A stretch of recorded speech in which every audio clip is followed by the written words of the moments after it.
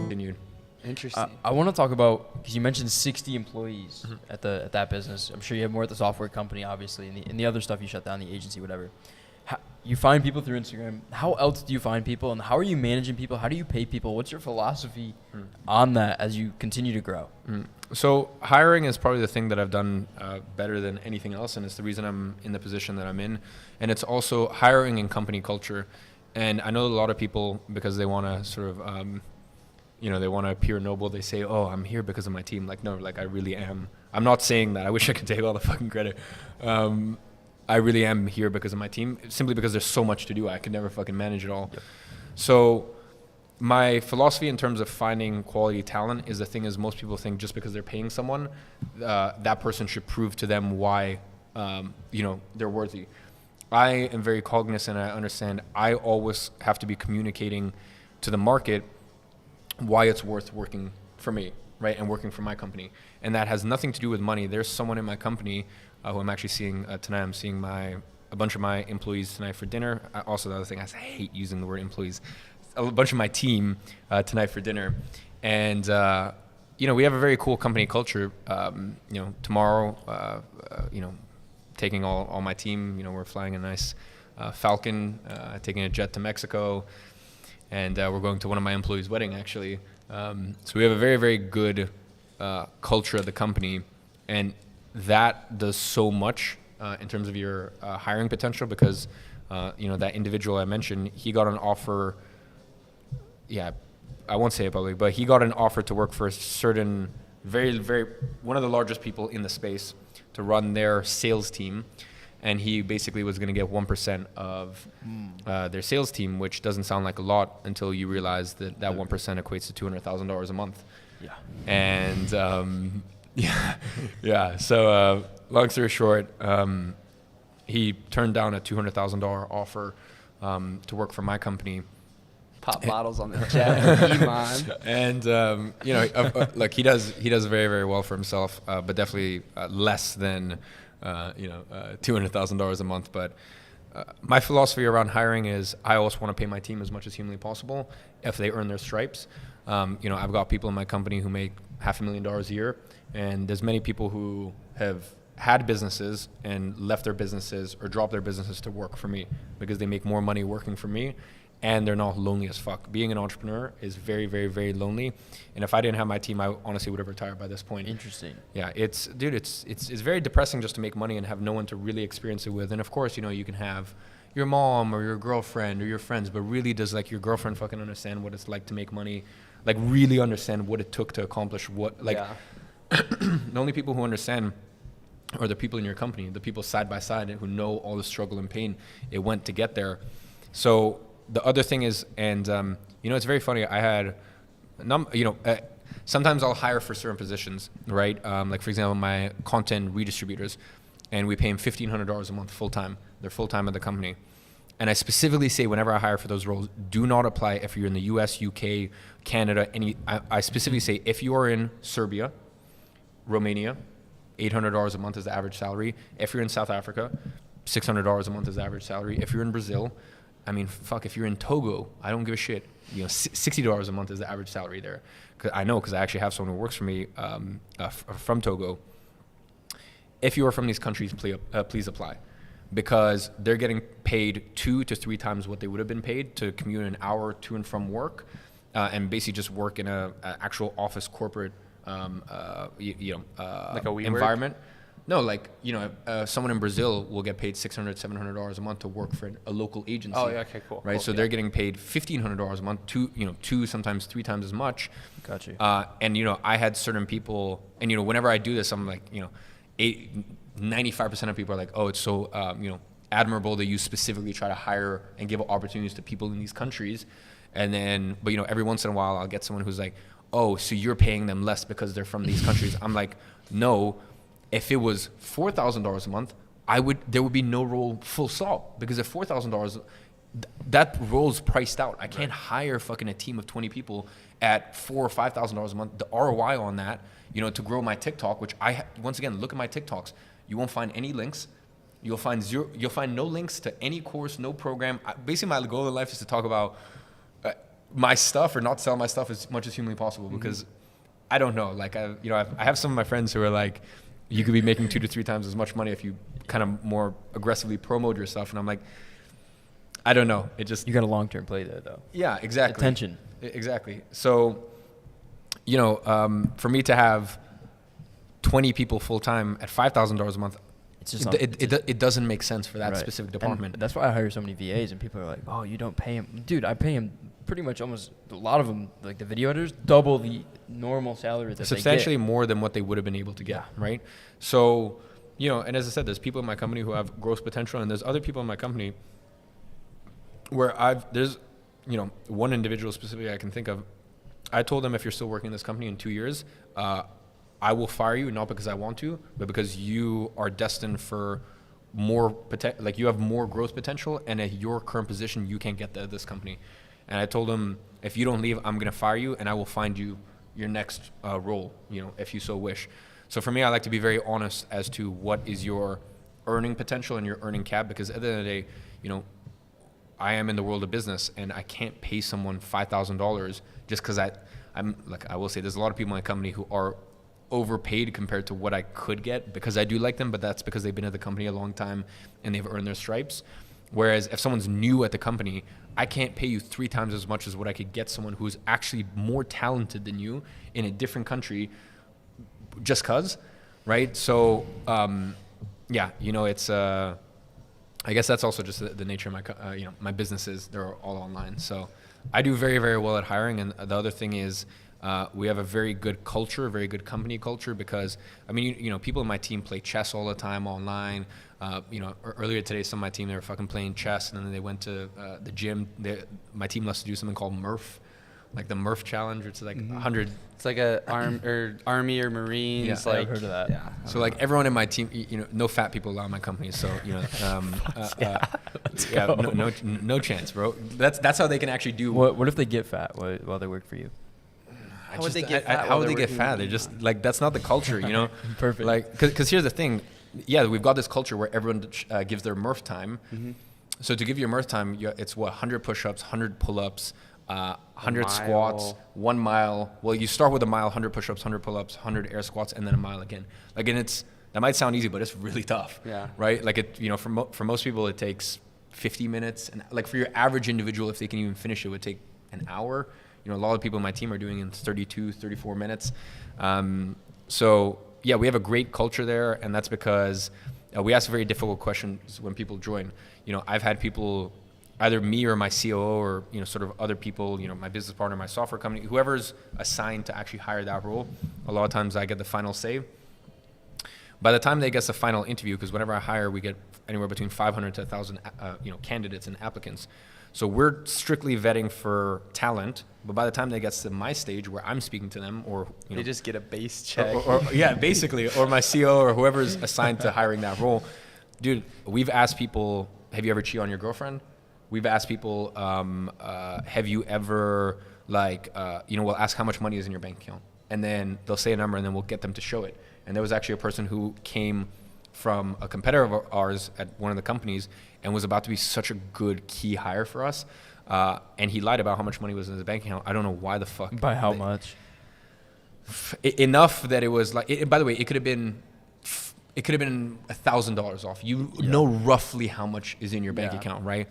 Or you would say roughly around this Maybe much. you're off $50. Yeah, or something like that. Well, I guess for that specific, more than $50. But the point is, like, or if you didn't know, you say, hey, I don't know, but it's roughly X amount. You wouldn't say with conviction it's this amount. And it was, just off. So anyways, long story short, the person didn't get hired for that specific reason. We've asked things like, I've asked before, do you have a girlfriend? Yes, no. What do you consider a long time away from your girlfriend? Things like they sound like they don't even make sense. One thing that we often, people trip up on is I'll ask, how many times do you travel last year? And obviously most dickheads think that I'm like, oh, I want them to be cultured. No, I don't fucking want you to be cultured. I want you to be a nerd who stays at home and traveled 0 times last year or 1 time last year, right? So we ask all of these questions. We ask all these culture questions. And because of that, we find people that I've fired people. So the way that I'm gonna works, implement a couple of these, by the way. yeah, the way it works in the company is we basically have a saying. It's either you're with us for 60 days or 6 years, aka you're either with us for the 60-day probation, or you're basically with us for life. And I have had people that are incredible at their job, and this sounds depressing, but they're incredible at their job. And in the first 60 days, I basically let them go, or someone else who manages that department, who understands the culture very well, has let them go simply because they're just fucking boring, and like I just don't accept. Like our number one rule is don't be lame. I don't accept lame people in my company, right? And that doesn't mean that everyone needs to be a fucking Giga Chad or anything like that. I just mean like someone can have a glass. Have a hobby. Like just have something to you, some substance, something where like. For me, it's like if I can't share a drink with you or a coffee with you or, even just whatever your thing of choice, a tea, right? If I would not actively enjoy sitting down with a member of my team, like for me, it's just, it's a no-go. That's awesome, man. I'm super excited for your cool. vlogs because I just think like you have so much. Not that you're not colorful. There's so much that isn't shown. Yeah, there's so much depth there that I'm super excited for like the world. If you watch my YouTube, bro, and as I said, that's also one of the reasons that I didn't agree to any more podcasts is I'm just fucking done talking about the same shit. Like that's why I knew this would be interesting because you guys would have different questions. But yeah, dude, I'm in full agreement. I look at my YouTube and I'm like that. If I saw my YouTube, I'd be like, this dude's a fucking just nerd. This I would not, if I looked at my YouTube, I would not pass my lane check. So that's kind of like, because I've known about the space for a while. I'm building the agency, building the IG network that I have, whatever. And I've always wanted to go and build the personal brand. And the easiest route is to go and just talk about business. But I've held myself back from it just because I just don't want to sit there and say, here's the 7 side hustles you need to make for 2022. That's certainly never been my MO. I just don't want to do that. And it's kind of like, I've kind of found this like middle ground that we're building in now that's like, I'm super happy with, but I 100% understand where you're coming from. Yep. That you're like, yeah, I would feel like I would feel like a nerd just doing that. Here's your 7 side hustles. Like, I would hate that. I think the vlogs is a really good bro. It's boring as hell, but as I said, it's part of it just comes down to strategy. I don't think it's boring though, because you're different. I will say, I think if you look at like, I even released a video like the 7 best purchases, and some of my purchases were go buy expensive clothes and go buy a watch. And like, I know that fucking a lot of these finance YouTubers are like crying inside. They're like, no, but that goes against everything that I've ever believed in and all this shit. So I will say, if you watch my videos, they're lame titles in my opinion. They have Easter eggs. But as you said, they've got Easter eggs where if you watch it, you're not going to get that perspective from anywhere else because like, a lot of the guys that, say don't buy this, it's because they can't afford it, so. What's your favorite watch, by the way? I know you're into that. When you say favorite right now, like if I had to have one watch for the rest of my life. Yeah. If you could have one for the rest one of for the rest of my life, 5711R, which is a rose gold nautilus. Like for me, I feel very embarrassed. At this stage, like, I mean, look, I wear different watches on different occasions. In certain occasions, I'll wear, an RM. In certain occasions, there's certain, members clubs or certain circles that if I wear a Richard Mille, I'm the young, I could literally be the most humble person on earth, which I'm not, but I could be the most humble person on earth. And because especially in these circles, I have to move very humble. And because at the end of the day, like I am the young, I am the, they're my senior, right? So I have to show respect, especially, at least where I'm from in the world. No matter what, if someone's older than you, it's a sign you have to show respect. Yeah. But I could be the most lovely person, but if I'm wearing, my 6702, $500,000 red Richard Mille, they're gonna think I'm a dick, right? Whereas if I wear, my Patek Celestial, which is like, a leather strap Patek Philippe, also $500,000, but they're like, it's a conversation starter. They instantly like me, right? And some people, might say, why are you changing what you wear depending on certain circles? To them, I say, well, quite clearly, you haven't been in the right circles, right? Yeah. You don't know how to navigate. So, yeah, for me, I wear different watches on different occasions, but the rose gold nautilus is, for me, the one watch where I would wear with a t-shirt, I'd wear it with a suit, I'd wear in any, this is the one watch I wear in any circumstance, and I feel like I make a statement, but I am also, I'm not trying to draw too much Subtle, attention. Yeah. classy. Yeah. What got you into watches? Because I don't have a watch. It's just not something I've been interested in. But I think I should get one. So what should I get? What got you into watches? And what's your recommendation? Depends, I guess. What's your budget? Like, what are you looking at? Up to 50K. Do you like steel? Do you like rose gold? Do you like? It could be anything that you recommend that's gonna look good on me. Okay, so look, I'd say, do you have any brand preferences? Do you prefer Rolex, AP, AP or Patek? Rolex? You know, Okay. I like those two. Okay, please don't tell me you're thinking about icing it out. No, absolutely not. Thank God. Come All on, right. bro. I mean, yeah. Okay, so I would go. I'm the type of douchey American that would do it. No. Oh man, I see so many bad watches out there. It's ridiculous. No, Jake definitely would. Oh man. If I were you, I'd probably go. It really depends. Do you want steel or like rose gold, yellow? Probably gold? rose gold, yellow gold. Okay, so either I was gonna recommend just steel AP. Once again, timeless. You can throw it around. You can scratch it and not care. The prices. I mean, before at $50,000, you would have been priced out. Now the prices are coming down quite a bit. So potentially the steel Royal Oaks. I'm not too familiar with that market. Or if you want something rose gold, either.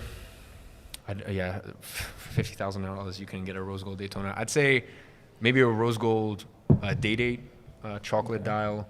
Yeah, This is good. which is what you Americans call the presidential. That's not actually the name of it. It's the presidential bracelet. You Americans. Yeah, I see Americans call all the time. It's the Prezi. So eventually we're gonna clip this, and I'm gonna have that watch. Yeah, there we go. Bro, you know what it is. Here's what it is for me. You're not spending money. You're just parking money. Yeah, it's Right? an investment. I mean, look, first of all, if you can build the relationships and you can get it at retail, there's watches I've bought where I've spent $50,000, I've walked out the store and it's worth $250, right? Like, and people are telling me I'm stupid for buying watches. I'm not stupid. They're just upset that, I was buying watches in 2018, 2019. For me, I think everyone has their thing that once they start making money, they do. For some people, it's cars. For some people, it's strip clubs. For me, it was watches. Yeah. So whatever your thing is, for some people they're sneakerheads. No, I told him we're gonna keep going. Yeah. 'Cause you told me. Is there enough time? Yeah, we're good. Keep That's going. just the 4K. We have like a movie camera, and then the other two are still Okay. going. Yeah, There you're we good. go. You're good. Keep going. Yeah, I know some people are sneakerheads. So whatever it is that you're into, go for that. For sure. But for me, watches were the thing where in 2018, the first thing I did once I really started making sizable amount of money where I knew I was safe, I bought my first Rolex, and then I started buying all my friends' Rolexes that were there for me when I had nothing. So yeah, That's fire. yeah. Do you think like that 2016, 2017 Iman, and then now, multi 8 figures later, whatever, like at the core when you're like just kind of relaxed like this, like do you think you've always had the kind of same personality that you do now? Like obviously you change and you grow, but like do you feel like you're mostly the same, or do you think, like I'm curious about that? I'd say I'm pretty much the same. Yeah, like I just remember I was the kid who, I mean, right before I dropped out of school, I was the kid who in 2017 was, when my econ teacher was, telling me about fractional reserve banking, I was the kid who was like, "What, you mean stealing from the poor?" Right? And when my economics teacher was like, "Oh, we need a 2% inflation rate," like that's the basis. I'm like, okay, so explain to me why every year we need to debase the currency by 2%. Like, why is that? Remind me why we need to steal from poor people again? Yeah. Right, because it's not like that fucking affects the the elites and the super wealthy who primarily have most of their wealth in assets. So yeah, look, I've always been like this. Remember, I was the 15-year-old, 14-year-old telling my friends' parents like, college is a scam. And I mean, sure, if you want to send your kid there, I mean, so be it. But so I've kind of always been like that. The only thing I think that's changed is 2014, 2015, 2016, even 2017, even I guess all the way even into 18, I was a very hardened person. Like I was very huge. Yeah, I was my drive, ambition, and I guess, look, I still have a lot of drive and ambition. Basically, the only thing I fear right now is that I might be getting too soft. And I've been thinking about this a lot, and I've been thinking I need to put myself in some arenas of life where I get humbled a lot. So I think Fighting.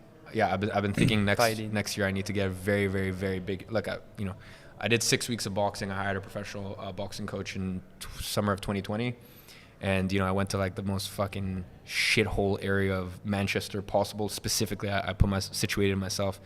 And I remember the first day of training, I had this fucking homeless guy just quite clean on copious amounts of drugs outside of fucking Sainsbury's, which won't mean anything to you. Sainsbury's in London, in this shithole part of Manchester, who was like, tried to fucking fight me for my AirPods.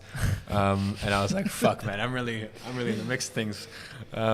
So I think more things like that, more character building things like that, because I think the more money I make and the more soft I get, just simple things like, of course, the more money you make, you want to have things that make your life easier, whether that be wearing nice clothes or this or that, or like just, whatever, flying private or at least flying first class, or, just like, I mean, fuck, especially once you get like an assistant and then, a second assistant, and like your life is, everything is, kind of managed and taken care of, at least the things that you don't want to personally handle.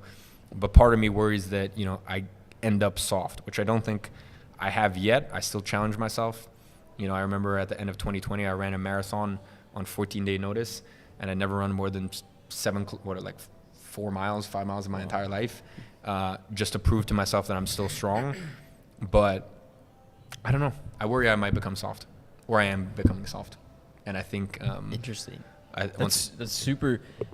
It's just, I just feel like there's so many people out here that just like, yeah, I'm good, man. Like I'm chilling and whatever, and they don't have that self-awareness to look at themselves and kind of dissect where they're at and then make a change because they feel there's a problem.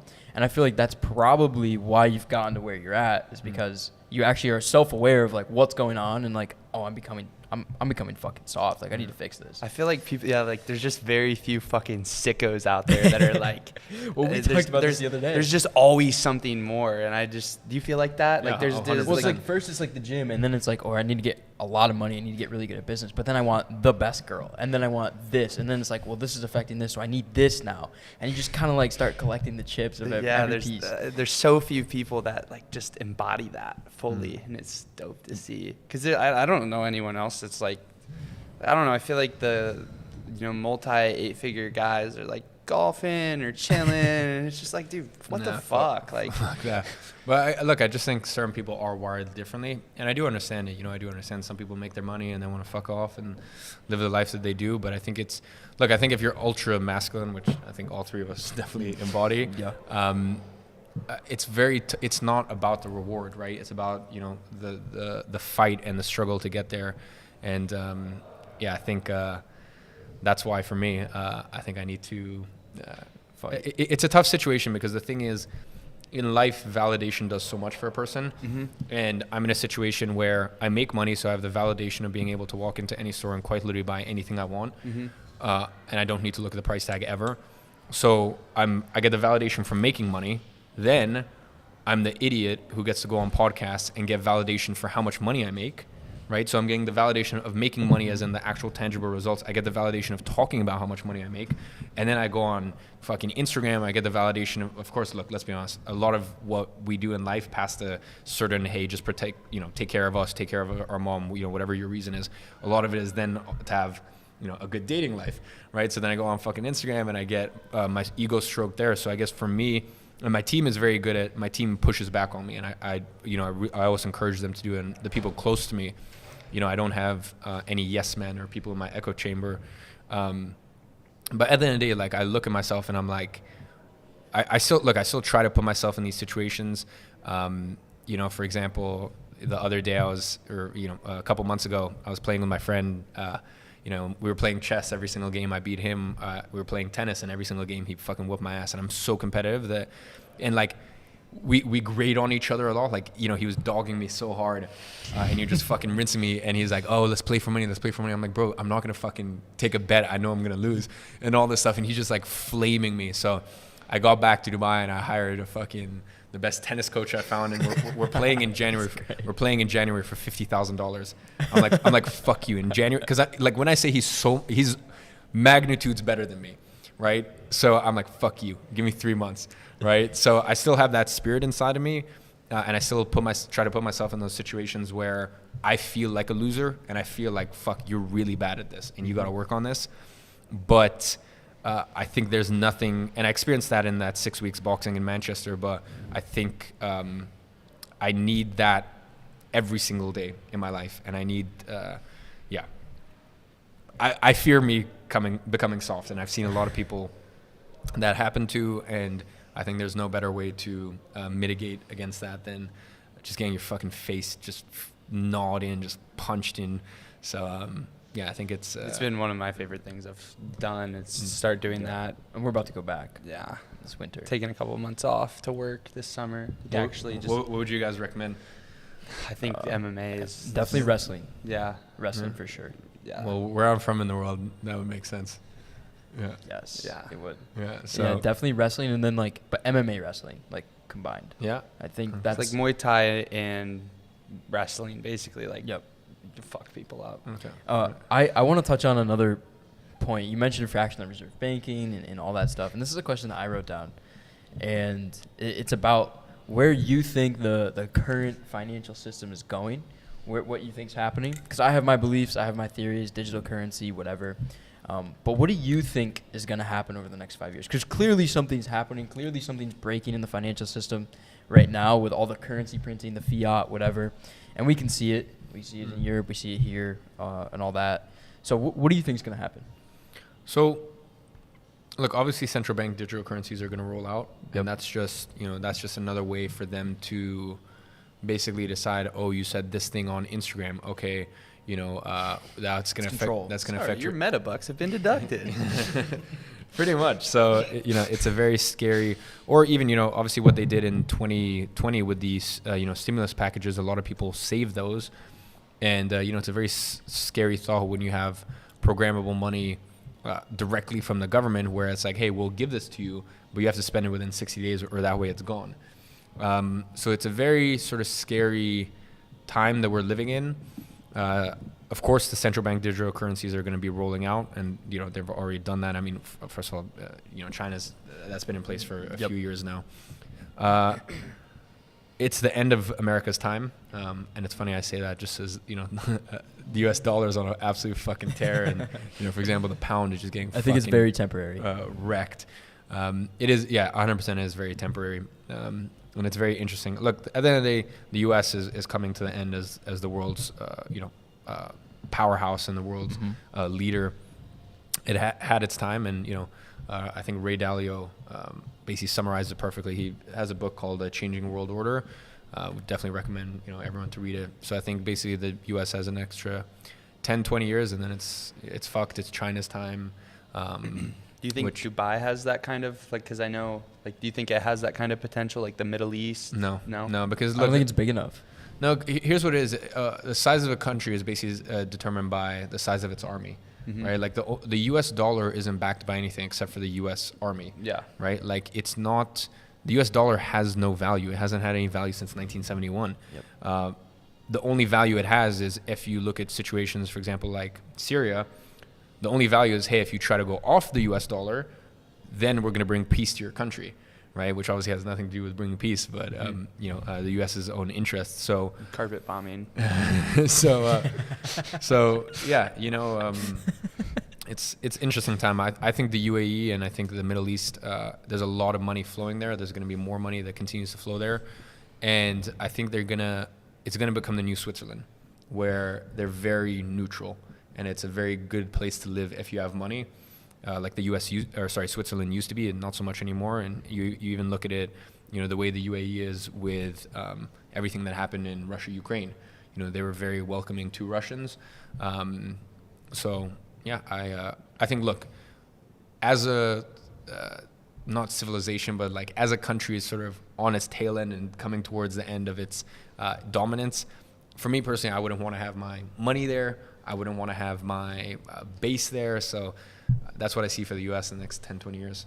It's interesting. I could definitely see that playing out.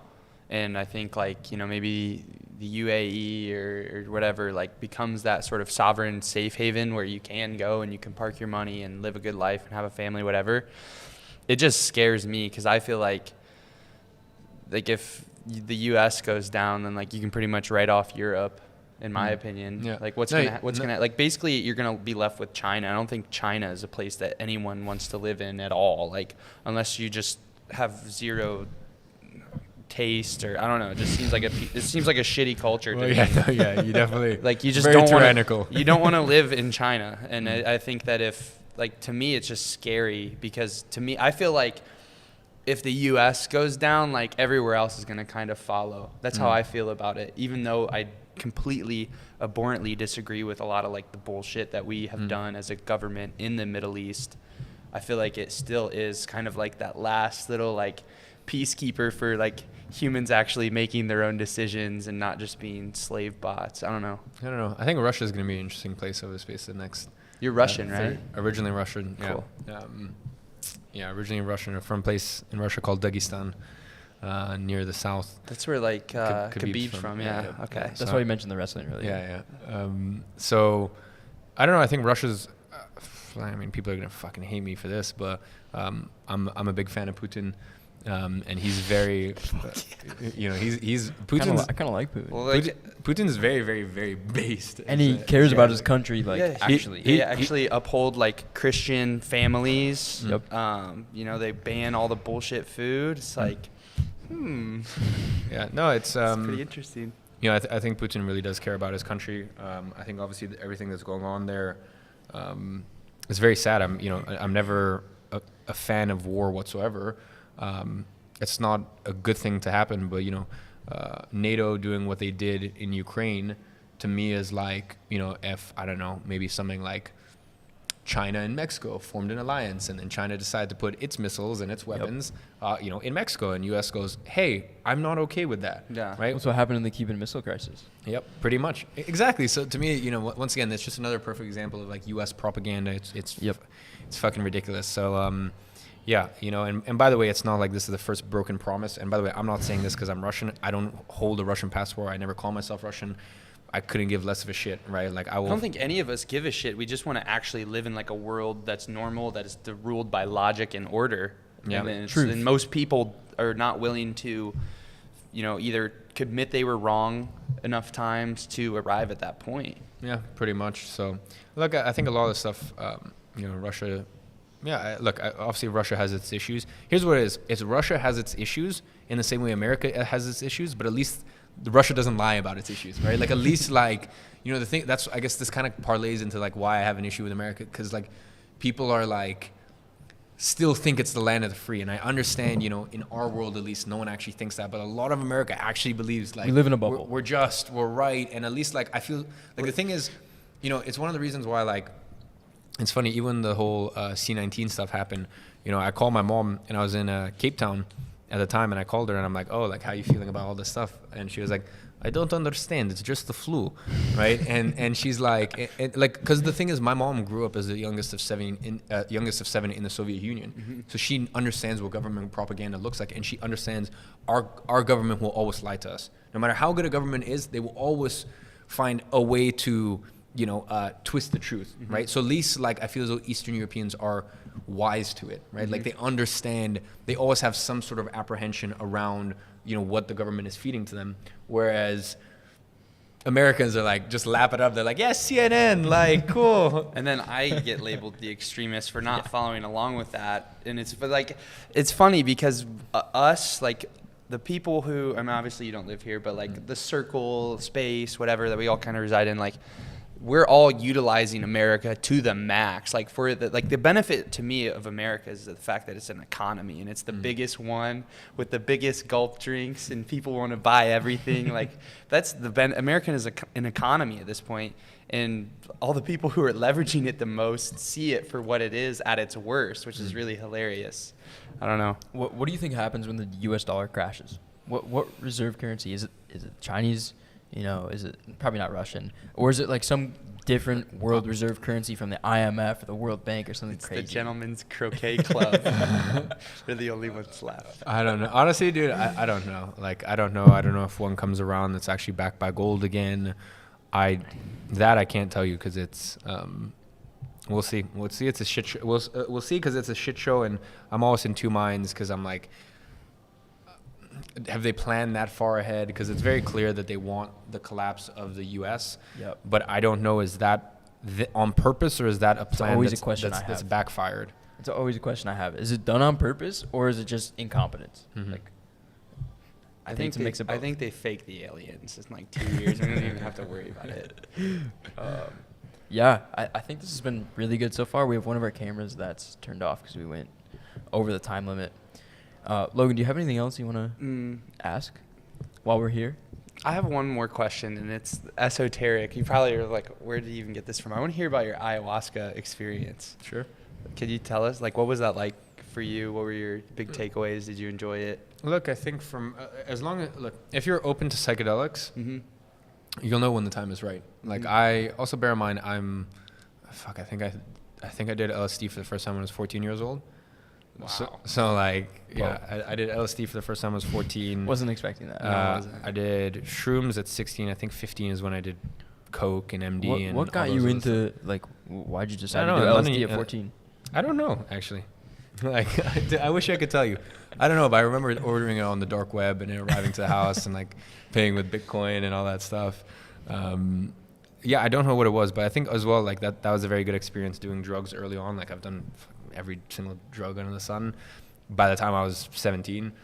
And for me, that's good because I've experienced what it's like, you know, and I just kind of got off my system, right? So, reason I say that is because I've always been open to psychedelics as a whole. And by the way, definitely before the age of 20, 21, I personally don't recommend psychedelics to anyone.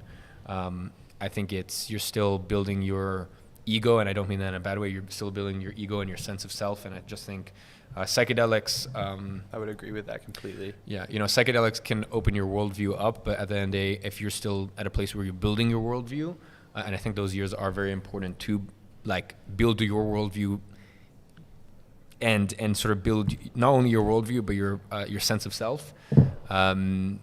So yeah, I was always very open to it. So when it came to ayahuasca, that was one that I wanted to, kind of take off the bucket list. And I've literally tried every single fucking thing on this. And I'm talking like Cambo, which is frog poison.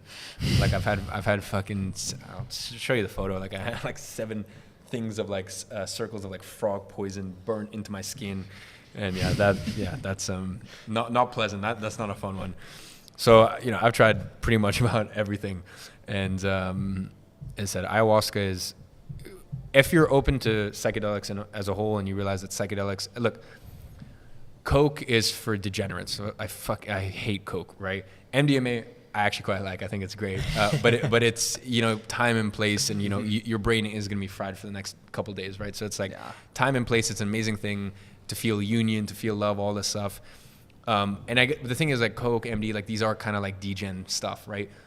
You don't do psychedelics to have a great time, to have a blast, right? Like it's a tool. It's more spiritual. Yeah. So, as long as people look into it and don't think that, psychedelics is for degenerates, as long as they're open to it, then I feel as though for every person, they'll know when the time is right, and they'll know, as long as they're open to it, they'll know when intuitively it feels right. So that's why for me, I haven't done psychedelics in a little while, probably a couple of years. Yeah. Because right now I know what I need to do, and there's not too much soul searching for the time being I need to do.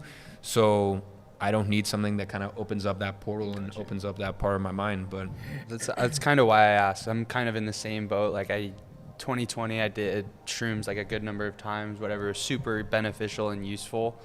And then just kind of got over it. But I was really interested about ayahuasca because I feel like everybody, like all the ayahuasca people that I see, to me, they just like repetitively become like this fucking detached, like love hippie. And like they just don't, especially if you're a guy, like they don't accomplish anything. Yeah, you're like one of the few people I know that like actually go and do shit. You know what I mean? Yeah, 100%. So basically, I did end up doing ayahuasca. It was an invite-only place, and it was actually one of my agency clients that invited me. So there were a couple billionaires there.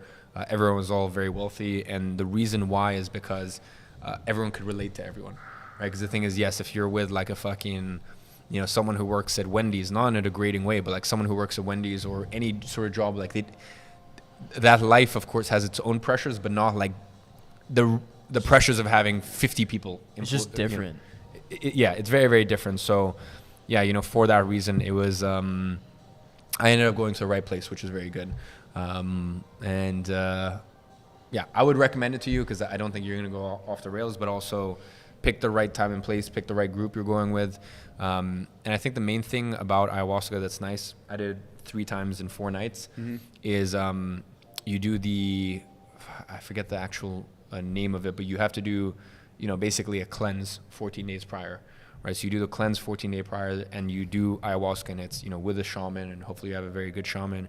And there's a lot of integration that happens, right? Because the thing is, a lot of times people do shrooms, and by the way, sometimes I'll do shrooms with my friends, and I'm just there to have fun, right? But sometimes, if I'm doing shrooms or LSD on my own, I'm setting an intention. Yeah, that's how I always did. So I think the good thing is with ayahuasca is you really get to set an intention over the few days, which is nice. So yeah, I'd recommend it to people if it calls to you. Very cool. Interesting. And another question on drugs. Do you take anything to work? Like, you take an Adderall, modafinil, anything? Look. I mean, there's a lot of things out there. Even Coke. Like, I've said this. I wish I liked Coke because I would be a perfect cokehead. Like, bro, I've got plenty of money. Especially when I'm dressed like a little bit more London, a little less LA, like I am now. I mean, even now I probably look like a cokehead, right? Like, I would be the perfect cokehead, but I hate it. Like, it just makes me feel like I've had 7 coffees and on edge, and like not in a good way. Like, MDMA is like you're on drugs, but like in a good way. Like, everything's warm and fuzzy. So, for example, that's one. Another one is modafinil. Yep. I wish I liked modafinil. For me, modafinil just makes me feel anxious. I don't ever really get anxiety or, like feel really on edge. Like, I have a very good ability to manage my stress and maintain homeostasis. But when I take modafinil, like, I've tried it maybe 5-6 times because I really wanted to make it work, But I don't know. I mean, I've taken Ritalin. But that was with like some fucking girl, because I'd never tried it. But, like, I want to try everything. So that was with some girl. That was an interesting night. So I don't know. It's none of those like sort of smart drugs. Last question I have before we wrap this up here, and I know you have a bunch of stuff to do. But like, so if it's because I've, especially too now meeting you in person and like having this banter, if it's an electric Friday night, you're in London or you're in fucking Cape Town, like, what are you vodka guy? Like, what's that look like? Oh, drinks wise. Yeah. Look, so here's what it is. If I'm going to, so usually what happens is obviously we'll be at a restaurant or bar or like something before, I have a night out with friends or something like that. So always espresso martini, because usually tasteful, extremely to tasteful. Start, because usually I'm a bit of like a fucking grumpy cunt when I show up at a place, because I've been working before that, or had meetings or whatever. So espresso martini to wake me up. Cool. If I know that my friends are gonna try to get me to go out, but I don't want to go out, like I'm 100% sure the girls are trying to get me to go out, the guys, all this stuff, then I will do a bottle of red wine. Because once I have red wine, that's it. Like, you're not getting me to go out. If I don't know where the night is gonna go, then I'll do white wine and just kind of see based on that. Or if I know it's gonna be a heavy night, like I already know ahead of time, then vodka on the rocks. And that's it. Like, I could do 10 double vodkas on the ice over the space of the night. And next morning, all my friends fucking hate me, because the next morning I'll wake up, You're fine. absolutely fine, no hangover. People talked about there's like a difference in alcohol in Europe versus America. Do you see a difference? I don't know. I wouldn't assume so, to be honest. I guess it depends where it's imported from and the quality of alcohol. Yeah, I don't know. It's drinking. just something that's been talked about that I've seen a lot of, like, Americans that have traveled to Europe, and it's like, dude, there's no hangovers here. Like, it's just different. I don't know. You know what it is? I don't think it's so much that. I just think you guys put way more fucking sugar. The hangovers don't come from... The hangovers probably. from the food. Like, Probably. the hangovers from the food and the sugars that you guys have, and... you guys always want to fucking mix stuff, like in the UK, or like, like you guys are first question here is, oh, what mixer? Nothing, bro. Just give me some fucking ice. Oh, Jesus. Anyways, yeah, you Americans are fucking obsessed with your mixers. So, in Europe, like, it's like, maybe not even mixers, but it's like, I don't know, like a tonic, right? Okay. Like a tonic, or like just soda. Like, most people just have like soda and gin, or soda and Orange vodka. Crush. No, bro, like, we don't fucking want, a cherry Pepsi, or what? Did they even make those? Or Yeah, I think they do. They're like, what's some cherry drink? I don't know. None of your It's fucking like cherry mixes. Coke or Yeah, whatever. cherry Coke, whatever I'm fucking good with that. crazy shit you We've guys got all put in your kinds drinks. of weird shit over Yeah, here. yeah. Like in Europe, it's just more normal to just drink the alcohol. You know, we're not trying to make it taste good. We're not trying to fucking, put like fucking umbrellas on it and all this weird shit that you guys do. I'm super fond of your American This is racism. great. Oh, it's interesting. I noticed you don't really have much of an accent. Bro, I have an American accent, unfortunately, which sucks considering how much I hate it. Like, Where'd so- that come from? So basically, it's probably just fucking God playing tricks with me. So what happened was, when I moved from Russia to UK, I had like 4 or 5 months before school started, and I knew absolutely zero English. So I needed to learn English, and I needed to learn English quick. So what did? I turned on the TV, and what's the first thing I see? Fucking Sweet Life of Zach and Cody, right? So, so Wait, bro, you're our age, right? How old are you? I'm 20. You're 20. I'm a 2000 baby. You're 20? How old do you think I was? I thought you were 22. Oh, sorry, not 20. 22. Yeah, I'm 22. sorry, I mixed up with 2000. Like, what? No, When's I'm your 22. 2000. But when's your month? January. Okay, gotcha. So you're almost 23. Yeah. Dude, you just. Yeah, sorry, not 20. I'm a 2000 I baby. thought you were like 22, 23, because we're Yeah, both 22. 23. Yeah, 22. Okay. So I'm a 2000 baby. So January 2000. So yeah, 22. So yeah, when I fucking moved to UK, because I came from 9 black and white channels in Russia. I went from 9 black and white channels in Russia. You say that on like a lot of podcasts. Yeah. What is it? The number is 990, right? So 999 in the UK, right? So obviously, like, I'm freaking out because I've got all these colored, like, I'm seeing colored TV for the first time. So it's fucking like, it's super trippy. So I've got stuff like, Sweet Life of Zach and Cody. I've got that one. What are the 2 brothers? One of them was a pedophile. I swear, Drake or something. Drake and Josh. I swear, yeah, Drake and Josh. One of them's a pedophile. Yeah, he got caught up in something. I don't know. Yeah. So anyways, Hollywood got him. Hollywood got him. So, I grew up watching like those TV shows. Okay. So I just ended up with an American. I don't know. It's super funny. it's bizarre. And I mean, like the first time I ever went to America, it's it's not like I could have ever afforded to go. I think going to America for people in Europe is almost like the way you guys. Well, it's the same way how you guys It's view like a going to fucking Europe. amusement park over here. So, yeah, I came to America for the first time when I was 16, I believe. So yeah, it was very funny growing up with a bit of an American twang. We gotta take you to Ocean Drive. What's that? It's just like the ratchet part of South Beach. You'll develop a South Beach mindset. Alright. Say that. We'll leave it at that. Fucking why not? I'll bring my boombox. Yeah, gonna- you fit right in. You fit right in. Oh man, but I always think about that, like when we're out there and you've got people fucking like twerking on top of cars and shit. I'm like, what do the Europeans think when they come? Or like the this golf kid- carts, like Yeah. Just a bunch of them driving around on golf carts. You got like Whipping it around. 300 I've seen that people driving around in golf carts with like fucking. They come here, they these rent 'em. these dudes like fucking mad bitches in the back, and they've got like music. And it's not like they're blasting. hot. It's not like they're hot. No, bitches, you know? no. It's not tasteables. It's very ratchet. Yeah. Yeah. What do you kind of want to leave as a final message? You can say anything. Most podcasts you probably can't say anything on. You can say anything here. What do you want to leave as like a message on What your would you- final what- podcast? What's your final message to the associates of the associates? Yeah. Look, I think I've said a lot.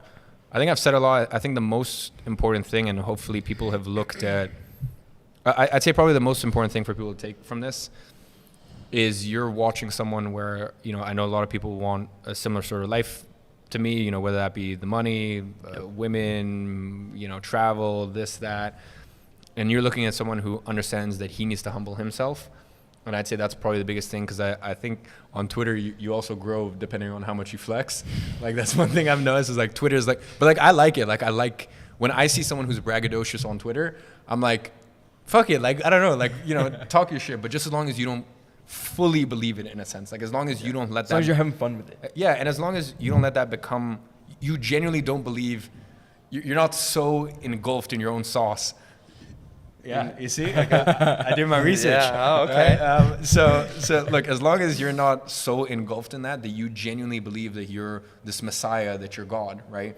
And I think, as I said, the reason that I'm standing and a lot of people aren't And the reason that I feel as though I'm pretty confident in my trajectory in life is because I'm always looking at myself. I'm like, dude, you got to humble yourself. And it's something I got to fucking work on. Because there's another level. It's Every level has another one. It's another level, and it's also just understanding, pride always comes before the fall. Yep. Right. So I think especially a lot of your audience, at least from what I've gathered, they believe in their own sauce in a good way, because I believe everyone should.